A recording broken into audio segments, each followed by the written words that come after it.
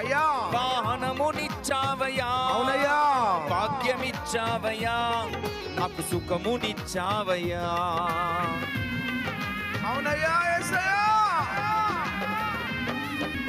ఇల్లునిచ్చావయ్యా, వాహనమునిచ్చావయ్యా, భాగ్యమిచ్చావయ్యా, నాకు సుఖమునిచ్చావయ్యా. ఎన్ని ఇచ్చినా నీకై నేను కష్టించానా, అవునయ్యా, సోమరినైపోయానా.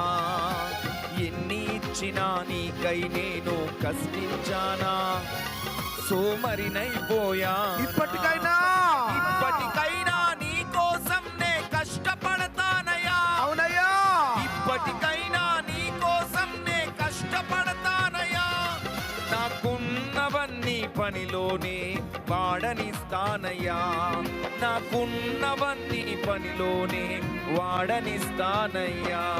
ఏం చేశానయ్యా నీ కోసం ఈ బ్రతుకునిచ్చావని, ఏం మోశానయ్యా నీ కోసం నీవు నన్ను చూశావని, ఏం చేశానయ్యా నీ కోసం ఈ బ్రతుకునిచ్చావని, ఏం మోశానయ్యా నీ కోసం నీవు నన్ను చూశావని. ఇప్పటికైనా నీ కోసం నే కష్టపడతానయ్యా, ఇప్పటికైనా నీ కోసం నే కష్టపడతానయ్యా. నాకున్నవన్నీ పనిలోనే వాడనిస్తానయ్యా, నాకున్నవన్నీ పనిలోనే వాడనిస్తానయ్యా. ఒక్కసారి న్యూస్ పేపర్స్ చూడండి, న్యూస్ ఛానల్స్ చూడండి. నిన్న ఉన్నవారు ఈరోజు లేరు, కానీ ఈరోజు నిన్ను, నీ కుటుంబాన్ని, నీ పిల్లల్ని సురక్షితంగా నువ్వు ఉన్నావంటే నీ డబ్బు కాదు, నీ ఉద్యోగం కాదు, నీ జ్ఞానం కాదు, నీ స్కిల్ కాదు, దేవుని యొక్క ఉచితమైన చిత్తం.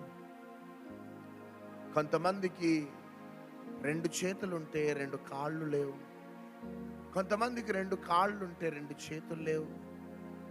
భయంకరమైన పేదరికం, దారిద్రత, ఎన్నో పోరాటాలతో ప్రజలంతా ఉన్నారు. కానీ ఈరోజు నిన్ను, నీ భర్తని, నీ పిల్లలని నీ సొంత ఇంట్లో కూర్చొని ఈ మెసేజ్ వింటున్నావు. నీకేమైనా న్యాయమేనా ఇది? ఏం బిజీ నీకు? ఏం బిజీ? దేవుని కంటే ఎక్కువనా నీ ఉద్యోగం? దేవుని కంటే ఎక్కువనా నీ సంపాదన? దేవుని కంటే ఎక్కువగానా నీ యొక్క ఎంజాయ్మెంట్స్? అందుకనే దినమెల్లా చేతులు చాపి సహనంతో ఇంకా